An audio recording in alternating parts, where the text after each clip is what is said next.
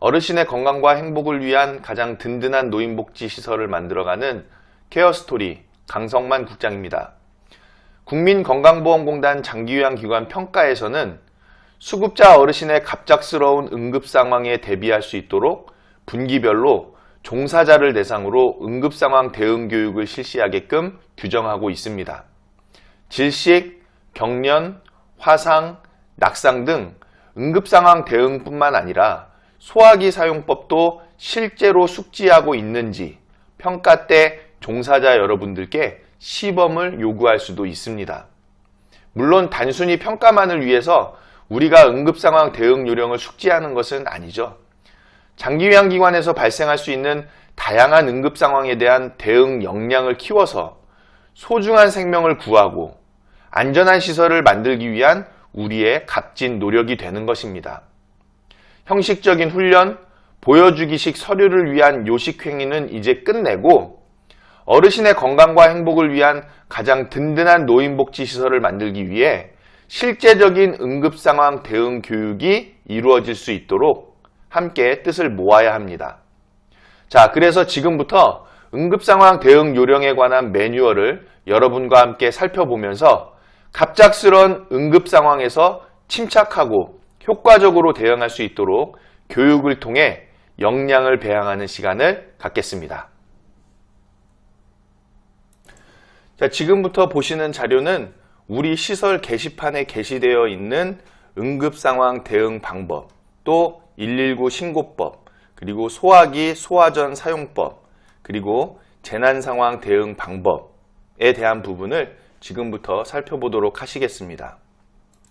자, 우리는 항상 응급상황과 재난상황에 대해서 만반의 준비를 하고 있어야 합니다.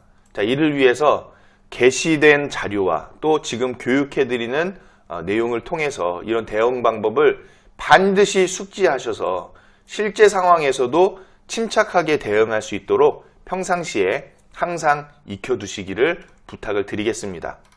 자, 먼저 응급상황의 유형부터 살펴보실 텐데요. 자, 먼저는 응급상황 유형 중에 노환과 고령으로 호흡이 없어질 때가 있습니다.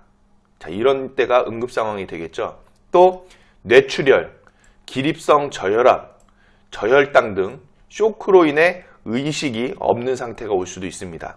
또 시설에서는 어르신들께서 갑작스런 낙상 또는 갑작스럽게 주저앉으셔서 또 골절되시는 그런 상황이 있을 수도 있죠. 그래서 낙상으로 인한 골절 및 외상이 발생할 수도 있다. 그리고 음식물에 의해서 기도가 폐쇄될 수도 있겠죠. 떡을 드신다든지 사탕을 드신다든지 특히나 또 누워 계시고 있기 때문에 기도 폐쇄가 될 수 있는 상황이 발생할 우려가 높습니다. 또 질식에 대한 부분, 그리고 경련, 화상, 호흡곤란, 뇌졸중 같은 상황들이 바로 응급상황의 유형에 해당이 되겠습니다. 자, 응급상황 시에 우리가 행동을 어떻게 해야 하는지 그 응급상황 시 행동 요령 1, 2, 3, 4로 정리해서 한번 말씀을 드리는데요. 자, 첫 번째로는 입소자의 상태를 우리가 확인을 해야 됩니다. 자, 그래서 어르신께서 지금 응급상황이신지 아니신지를 정확하게 확인을 하고, 자, 그 다음에 동료와 시설장에게 도움을 신속히 요청을 한 후에 119에도 빨리 신고를 해야 되겠습니다. 자, 그래서 우리가 도움을 요청하고 119 신고하는 그 시간이 길어지면 안 되겠죠. 순간에 빠르게 신속하게 도와주세요 하고 알리고, 그리고 시설장님께도 빨리 요청을 해야 되겠죠. 자, 그리고 나서 필요시에 119의 안내에 따라서 응급조치를 실시하시면 되겠습니다. 우리가 때에 따라서는 영상통화를 사용할 수도 있습니다. 영상통화를 하게 되면 119에서 그 영상을 통해서 상황을 확인을 하고 응급상황에 대한 그 대응법을 안내해 주시기도 하죠. 또는 전화상으로도 충분히 전달이 가능하기 때문에 119의 안내에 따라서 응급조치를 안전하게 실시해 주시면 되겠습니다. 자, 그리고 특별한 상황에 있어서는 빨리 보호자에게 알리고 안전하게 병원으로 후송을 하실 수 있도록 조치를 하시면 되겠습니다. 자, 우리가 이러한 응급 상황에 대비해서 시설의 구비하여야 하는 응급 장비들이 있는데요. 먼저는 들 것이 필요할 수도 있겠죠. 그리고 산소통, 산소 마스크, 캐뉼라, 설암자와 그리고 비상약품들이 필요하겠습니다. 자, 이러한 산소통, 산소 마스크, 캐뉼라, 설암자 같은 경우에는 노인 요양시설이나 노인 요양 공동생활 가정은 반드시 구비를 하도록 평가에서 규정을 하고 있죠. 자, 그리고 어르신께 응급조치를 실시해도 괜찮을지 이런 질문이 많이 있습니다. 자, 그런데 필요시에는 119의 안내에 따라서 응급조치를 신속하게 실시하여야 되겠죠. 자, 그리고 필요시 응급조치가 필요한 상황일 때에 방치하고 있어서는 안 되겠죠. 우리가 이 상황에 있어서 적절하게 응급조치를 하여야 되는 판단이 섰을 때에는 신속하게 어르신께 응급조치를 실시하여야 되겠고요. 자, 물론 어르신뿐만이 아니라 종사자분들께도 응급상황이 발생할 수 있습니다. 자, 그때에는 종사자분들께도 적절한 응급조치를 실시를 해 주셔야 되겠죠. 자, 그리고 어르신께 응급조치를 해드리기 위해서 보호자에게 사전 동의를 받아야 하는지 문의를 하시는 경우도 많이 있는데, 응급조치는 필요시 119의 안내에 따라 실시하는 것이고요. 또 응급조치 동의를 보호자로부터 받아두지 않았다고 해서 119의 안내에 따라 응급조치를 실시하지 아니하여야 할 경우에는 응급환자에 대한 방치가 될 수 있다는 것을 숙지하셔야 되겠습니다. 자, 119에서는 응급조치를 하라고 안내를 했어요. 그런데 시설에서는 우리는 응급조치 동의를 보호자로부터 안 받았으니까 응급조치를 하면 안 돼. 자, 그런 경우에는 방치가 되겠죠. 자, 그리고 설령 119에 연결이 안 돼 있는 상황이라 하더라도 어르신께 분명히 응급 상황이 발생한 상황인데 어르신께 적절한 응급조치를 제공하지 않았을 때에는 그 또한 방치가 될 수 있겠습니다. 자, 그렇기 때문에 보호자분들께 사전 동의에 대한 여부, 사전 동의를 받았거나 안 받았거나 그거와는 상관없이 응급조치가 필요한 상황이라고 판단했을 때에는 즉각적으로 적절한 응급조치를 제공을 하여야 하는 것입니다.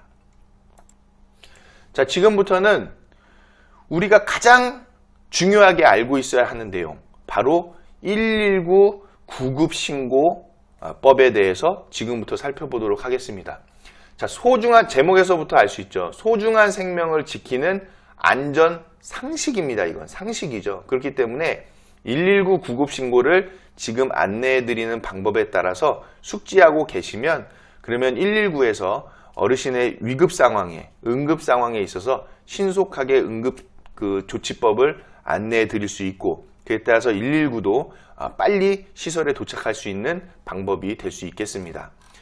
자, 먼저 보시면 환자가 발생했을 때는 이렇게 신고하라고 되어 있죠. 먼저 환자가 있다는 것을 알려야 합니다. 그래서 119에 전화를 해서 환자가 있습니다. 자, 그렇게 빨리 알려주셔야 하는 상황이 되겠죠.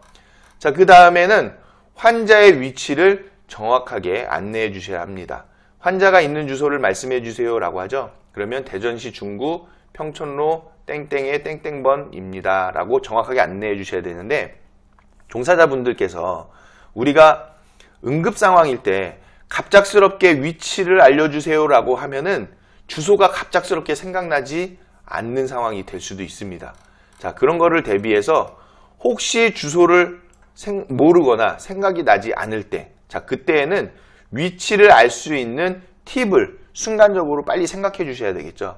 그래서 주변에 있는 큰 건물의 상호나 전화번호, 또는 엘리베이터 고유번호, 또는 전봇대 번호라든지, 물론 이제 저희가 전봇대 번호까지는 알 수가 없겠죠. 그래서 큰 건물을 생각을 해서, 자, 그 큰 건물을 기준으로 해서 우리 시설을 찾아오는 방법에 대해서 순간적으로 빨리 적절하게 알려주실 수 있어야 되겠습니다. 자, 그리고 나서는 환자의 아픈 곳을 말씀해 주셔야 되는데요. 누가 어떤 이유로 어디가 아픈지, 또 의식과 호흡이 있는지를 알려주셔야 되겠습니다. 자, 그래서 대화를 보시면은 대화에서도 119 담당 선생님께서 물어보시죠. 환자가 의식이 있고 숨은 쉬고 있나요? 어느 부위가 아픈가요? 라고 정확하게 물어보고 있습니다. 자, 그때에 침착하게 어르신께서 가슴이 아프다고 하시면서 쓰러졌는데 숨을 쉬지 않으세요 라고 침착하게 말씀해 주셔야 되겠죠. 물론 감정은 굉장히 복받치고 떨리고 그렇겠지만은 환자가 아픈 곳을 말할 때에는 침착하게 환자가 아픈 곳에 대해서 정확하고 구체적으로 말씀을 해 주셔야 되겠습니다. 자, 그리고 나서는 환자의 나이와 지병에 대해서 말씀해 주셔야 되는데, 환자의 나이를 말하고 평소에 앓고 있는 중요한 지병과 먹고 있는 약을 말씀해 주셔야 되겠습니다. 자, 그래서 119 소방대원분께서 환자의 나이와 평소에 지병이 있으면 말씀해 주세요 라고 하시죠. 자, 그때 침착하게 몇 세이시고 평소에 심장병이 있어서 약을 드시고 계신다, 어떤 지병이 있어서 약을 드시고 계십니다 라고 말씀해 주실 수 있어야 되겠습니다. 자, 그리고 나서는 신고자의 이름과 예비 연락처도 말씀해 주셔야 되는데요. 신고 장소가 정확하지 않거나 또는 의료 지도 필요시에 연락하는 경우가 있기 때문에 예비 연락처를 반드시 알려주셔야 되겠습니다. 그래서 전화하신 분 이름과 통화 가능한 다른 연락처가 있을 때에는 다른 연락처도 침착하게 안내해 주시기 바랍니다. 자, 그리고 응급 그 상황에서 의료 지도를 받고 침착하게 응급처치도 해주셔야 되는데요. 구급차는 환자 있는 곳으로 가고 있으니까 전화를 끊지 말고 응급지도를 받으면서 침착하게 응급처치를 하면서 구급차를 기다리면 되겠습니다. 자, 환자가 숨을 안 쉬면 가슴 한가운데를 강하고 빠르게 눌러달라고 요청을 하고 있죠. 자, 그러면 지금 누르고 있는데 몇 번을 눌러야 되겠느냐? 자, 스피커폰이라든지 영상통화 같은 그런 전화상으로 응급처치에 대한 안내를 받으면서 응급처치를 실행해 주시면 되겠습니다. 자, 그래서 소중한 어르신의 생명을 지키는 안전상식이 바로 119 신고법인데, 우리가 119 구급차가 오기 전까지 미리 준비하면 좋은 것이 어떤 것이 있는지 한번 함께 알아보도록 하겠습니다. 자, 먼저는 의료 지도 및 응급처치인데요. 구급차가 도착하기 전까지 침착하게 의료 지도를 받고 응급처치를 실시해 주시면 되겠습니다. 자, 가까운 소방서에서 응급처치, 심폐소생술 같은 교육을 실시하고 있죠. 그래서 119 또는 관내 소방서에 문의하시면은 응급처치에 대한 교육을 받으실 수 있겠습니다. 자, 그래서 우리가 소방서에 연락을 하고 그리고 구급차가 도착하기 전까지는 의료 지도를 119를 통해서 받으면서 응급처치를 제공하시면 되겠습니다. 자, 그 다음으로는 구급차가 시설에 잘 도착할 수 있도록 길 안내를 잘 해주셔야 되겠죠. 그림에서 보시는 것처럼 구급차가 오고 있을 때 빨리 안내를 해주셔야 되겠죠. 응급처치하는 사람 외에 다른 사람이 있는 경우에는 구급차가 올 만한 곳까지 나가서 안내를 해주시면 도착이 빨라질 수 있겠습니다. 자, 그리고 구급차가 올 때까지 준비하면 도움이 되는 물건들이 있는데, 예를 들어서 신분증, 그리고 조금의 돈, 그리고 평소 복용 중인 약까지 준비해 주시면은 구급차가 왔을 때에 어르신들 응급 상황에 있어서의 대처가 빨리 이루어질 수 있겠습니다. 자, 그리고 나서 마침내 구급대원이 도착을 하면은 어르신의, 즉 환자의 정보를 알려주셔야 되겠죠. 사고나 환자 상태가 나빠진 상황을 설명해 주시고, 또 구급차가 도착할 때까지의 상황 또는 환자 상태의 변화, 또 어떤 응급처치를 했는지, 그리고 어르신께서 평소에 어떤 지병을 가지고 계셨고 또 이용하고 있던 병원이나 복용 중인 약은 어떤 것이었는지 알려주시면 되겠습니다. 자, 이어서 우리가 응급 상황에 대한 방법을 또 숙지를 할 상황들이 있는데요. 낙상사고, 질식사고 등 다양한 그 응급 상황에 대해서 대처법을 함께 살펴보시겠습니다. 자, 여러분들께서 지금 보시는 이 응급 상황의 모든 내용들은 꼭 숙지를 해주셔야 됩니다. 자, 평가 때에는 그 평가자가 와서 종사자 여러분들께 낙상사고, 또 질식, 경련 이런 때 어떻게 대처해야 되겠냐라고 질문을 하실 수도 있고, 또 소화기 사용법에 대해서 실제로 한번 보여달라 이렇게 요청을 할 수 있습니다. 자, 그렇기 때문에 종사자 여러분들께서는 반드시 지금 교육받고 계신 이러한 내용들을 꼭 숙지를 하셔서 응급 상황에 있어서의 실제적으로 대응 역량도 키우시고 또 평가에 있어서도 준비가 되는 두 가지 모두 다 우리가 이룰 수 있도록 꼭 지금 교육의 내용들을 숙지를 해주시기를 부탁을 드리겠습니다.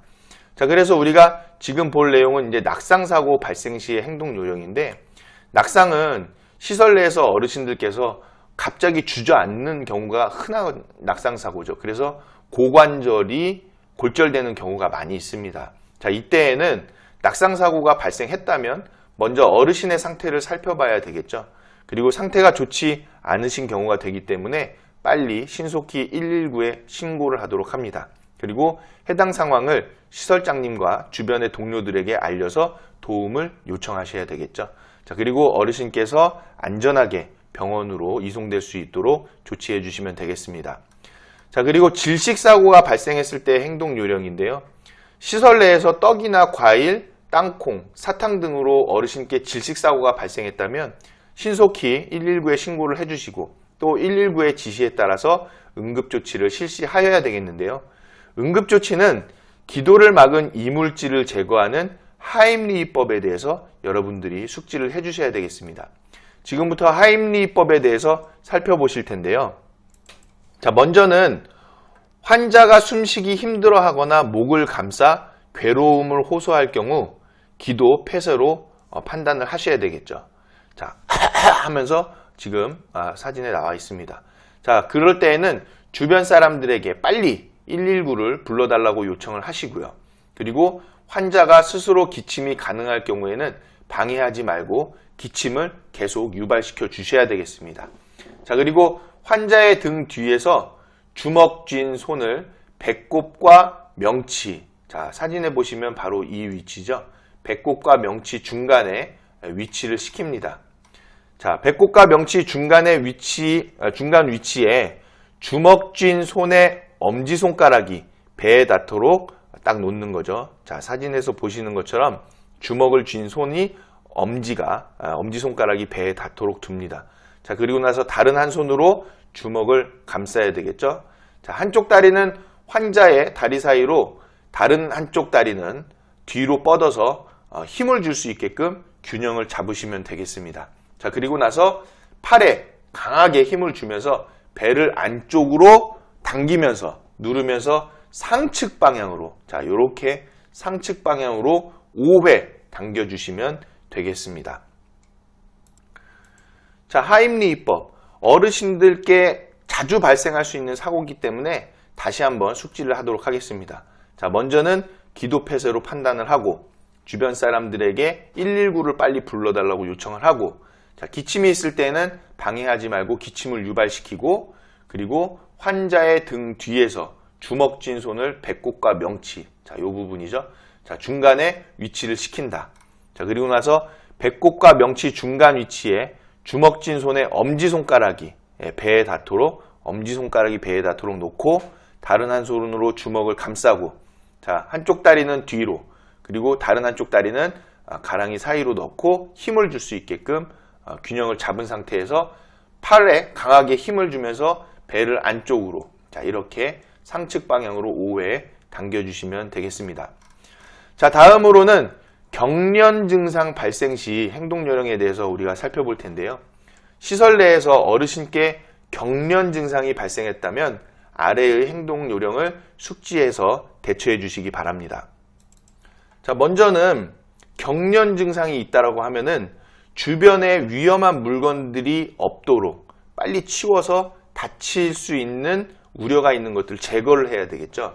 자, 그래서 주변에 위험한 물건들을 치워서 다치지 않게 하고, 그리고 입안의 내용물이 배출될 수 있게끔 고개를 돌려주시고 혀를 깨물지 못하도록 조치해 주시면 되겠습니다. 자, 3분 이상 경련이 계속되면은 가급적 빠른 시간 내에 응급처치가 가능한 병원으로 옮겨 주셔야 되겠죠. 자, 그런데 이 과정에서 우리 흔히 생각하는 손을 따거나 사지를 주무르는 행위가 있죠. 자, 그런 것들은 실제로 경기를 억제하는 데 있어서는 아무런 영향을 주지 못합니다. 자, 그래서 위에서 우리가 보셨던 내용, 주변의 위험한 물건을 빨리 치워주고, 그리고 입안의 내용물이 밖으로 배출될 수 있게끔 고개를 돌려주고 혀를 깨물지 못하게 하는, 그리고 가급적 빨리 응급처치가 가능한 병원으로 옮기는 부분이 중요하겠죠. 자, 대부분의 경련은 오래지 않아서 저절로 멈추게 되기 때문에 환자가 다치지 않고 침이나 구토물이 흡인되지 않도록 하는 것이 매우 중요하겠습니다. 이번에는 화상사고 발생 시의 행동 요령인데요. 이제 뜨거운 거에 데였을 때 일이죠. 자, 시설 내에서 어르신께 화상사고가 발생했다면 아래의 행동 요령을 숙지해서 대처를 할 수 있어야 되겠습니다. 자, 시설에서 응급처치를 진행할 경우에 화상사고가 발생했다면 차가운 물로 온도를 낮춰주는 것이 가장 보편적인 방법이겠죠. 자, 그런데 그 화상의 부위에 물을 강하게 틀면은 피부에 손상이 올 수 있기 때문에 주의해 주셔야 합니다. 그리고 옷을 착용한 상태에서 화상을 입었다면 억지로 옷을 벗기지 마시고 옷을 입은 상태로 온도를 식혀주는 것이 가장 중요하겠죠. 특히 2차 감염이 진행되지 않도록 화상을 입은 부위를 꺼주로 이용해서 보호해 주시면 되겠고, 꽉 조이는 것보다 살짝 느슨하게 덮어주는 느낌이면 충분하겠습니다. 그리고 거즈가 없다면 화상 연고나 치료제를 이용해서 치료를 해주시면 더 되겠죠. 그리고 통증이 있어 보이고 심각한 상태는 시설에서 응급 조치만으로는 어렵습니다. 무조건 전문의에게 검진을 받도록 조치해 주시기를 당부드리겠습니다. 자, 이번에는 시설에서 갑작스러운 심정지 발생 시의 행동 요령에 대해서 살펴보실 텐데요. 자, 심정지 응급 대처 요령이죠. 자, 먼저는 심정지 상태를 확인하고 119에 신고를 하셔야 되겠습니다. 그래서 쓰러진 사람에게 다가가서 호흡, 맥박을 확인한 후에 반응이 없다면 빨리 119에 신고를 하셔야 되겠고, 가슴 압박을 해주시는데 양손을 깍지 끼고 명치를 피해서 가슴 중앙을 30회 압박하도록 합니다. 자, 팔꿈치를 펴고 팔과 바닥이 수직이 되도록 실시를 해주시면 되겠죠. 자, 그래서 우리가 이 심정지에 대한 응급대처 요령을 바로 심폐소생술이라고 하는데, 지금 이 과정이 심폐소생술에 해당이 됩니다. 자, 그리고 기도를 유지한 채로 인공호흡을 해주시는데 머리를 젖히고 턱을 들어서 총 2회 인공호흡을 하도록 합니다. 그리고 가슴이 부풀어 오는지 확인을 꼭 해주셔야 되겠죠. 그리고 가슴 압박 인공호흡을 번갈아서 실시를 하시는데, 아직 쓰러진 사람이 반응이 없다면은 119가 올 때까지 가슴 압박과 인공호흡을 번갈아서 실시해 주시면 되겠습니다. 유튜브에 보시면은 심폐소생술에 대한 다양한 영상 자료들이 있습니다. 자, 그 영상 자료를 통해서 이 영상 교육 후에는 우리가 직접 심폐소생술에 대한 우리가 실전 연습을 한번 하는 시간도 갖도록 하겠습니다. 그래서 첨부해드리는 영상을 따라서 심폐소생술을 연습을 하시거나, 또는 시설에 심폐소생술에 대해서 자세한 시범을 보여주실 수 있는 종사자분께서 시범을 보여주시고 그에 따라서 우리가 심폐소생술 연습을 해보시면 좋겠습니다. 또 심폐소생술뿐만 아니라 하임리히법에 대해서도 우리가 이 영상 교육 후에 실제적으로 종사자분들하고 같이 연습을 해보시는 시간을 갖도록 하겠습니다. 자, 이어서는 우리가 추가적으로 소화기 사용법에 대해서도 좀 알아보실 텐데요. 자, 소화기 사용법에 대해서도 평가 때 평가자가 소화기 사용법에 대해서 시범을 보여달라고 할 거기 때문에 여러분들께서 꼭 숙지를 하셔야 되겠고, 물론 평가뿐만이 아니라 우리가 실제 화재 사고를 대비해서 소화기의 위치와 사용법에 대해서 숙지를 하고 계셔야 되겠습니다. 자, 소화기 사용법은 먼저는 분말 소화기 같은 경우에는 몸통을 잡고 안전핀을 뽑아주시면 되겠죠. 자, 그런데 실제 화재가 발생했을 때 당황한 나머지 요 핀을 못 빼는 경우가 있어요. 자, 그래서 그럴 때에는 문제가 되겠죠. 당황하지 말고 침착해야 됩니다. 사고가 있을 때에는 응급 상황이든 화재 사고건 어떠한 상황에 있어서도 가장 중요한 거, 두 글자로 된 거, 침착이죠. 침착하셔야 됩니다. 그리고 시설에서 어떤 일이 벌어진다 하더라도 여러분들은 어떤 상황에서도 침착하셔야 됩니다. 침착하면 생각나고 교육을 받았던 내용들이 떠오릅니다. 자, 그래서 침착하게 몸통에 안전핀을 뽑아주시면 되겠죠. 그림처럼. 자, 그리고 바람을 등지고 호스를 빼서 손잡이를 움켜쥐면 분말이 나갑니다. 그리고 나서는 분말이 나갈 때 비로 쓸듯이 골고루 분사해야 되겠죠. 우리가 재난상황 대응 훈련 때에 한 번씩 좀 비용이 든다 하더라도 소화기를 직접 분사하는 훈련을 실제적으로 한번 해보시는 것을 강력하게 권장을 드립니다. 자, 그리고 또 이제 시설에는 투척용 소화기가 비치가 되어 있죠. 투척용 소화기 같은 경우에는 비치 되어 있는 데에서 커버만 벗기고 약재만 꺼내서 불을 향해서 던져주시면 되겠습니다. 그러면 이 안에 있는 액체가 터지면서 바로 불을 진압을 하게 되겠죠. 자, 그리고 소화기 관리 방법이 있는데 통행에 지장을 주지 않는 곳에 습기나 직사광선을 피해서 비치를 해두고요. 또 비치에서 끝나는 것이 아니라 소화기가 어디에 위치해 있는지 피난 대피도에 표시를 해주셔야 되겠죠. 자, 그리고 침이 초록색 부분을 가리키고 있는지 확인을 해야 됩니다. 자, 빨간색이나 노란색을 가리키고 있으면 반드시 교환해 주셔야 되겠고요. 소화기 내에 작은 분말 소화 약재가 들어있기 때문에 정기적으로 월 1회 이상 흔들어 줄 수 있어야 되겠습니다. 자, 그래서 이거는 생각날 때 가서 흔들어 주는 게 아니고요. 시간을 정해놓고 흔들어 주셔야 됩니다. 될 수 있으면 한 달에 2번이면 더 좋겠죠. 2주에 한 번 시간을 정해놓고 담당자가 소화기를 흔들어 주시면 되는데 우리는 매월 15일에 소화기에 대한 그 소화시설, 경보시설에 대한 점검을 자체적으로 하고 있죠. 그때에 의무적으로 한 번씩 흔들어 주시고 또 더불어서 한 번이 아니라 2번으로 시간을 정해놓고 흔들어 주시기를 당부를 드리겠습니다. 자, 그리고 때에 따라서는 소화전이 설치되어 있는 경우도 있는데 우리가 소화전에 대한 사용법도 보시면 자, 먼저는 소화전 문을 열고 호스를 빼고요. 그리고 나서 노즐을 잡고 밸브를 그림처럼 돌려줍니다. 자, 이 밸브죠. 그리고 나서 불을 향해서 쏘면 되겠습니다.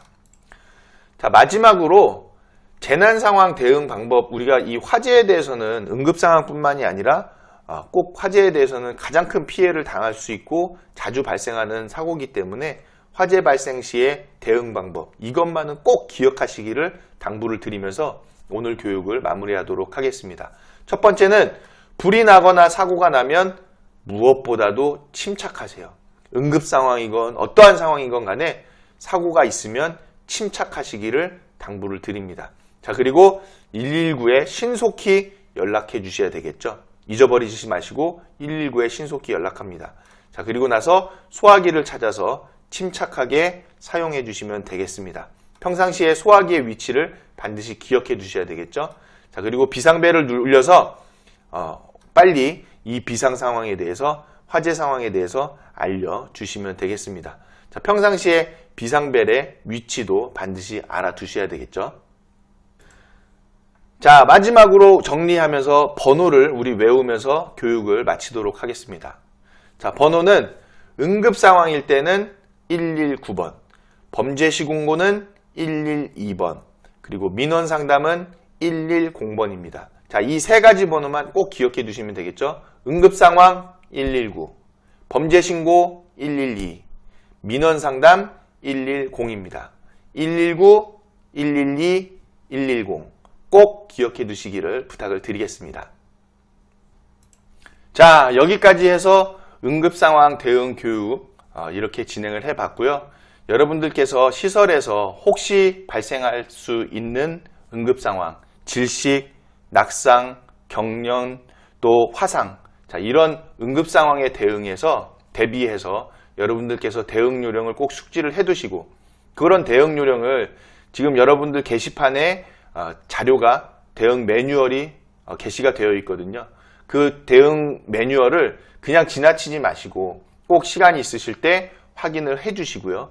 대응 매뉴얼대로 이런 응급 상황에 있어서의 대응법을 오늘 교육처럼 숙지를 해주셔서 응급 상황이 어르신께 발생을 했을 때 적절하게 대처를 해주시고 특별히 또 소화기 사용법에 대한 부분도 항상 숙지를 해두셔서 혹시 모를 화재가 일어났을 때 여러분들께서 신속히 대처해 주시기를 부탁을 드리겠습니다. 자, 장기요양기관에서 발생하는 응급 상황에 있어서 안전하게 또 신속하게 우리가 잘 대응할 수 있는 역량을 키우셨을 것으로 생각을 하면서 오늘 교육을 마치도록 하겠습니다. 오랜 시간 시청해 주셔서 대단히 감사합니다. 수고하셨습니다.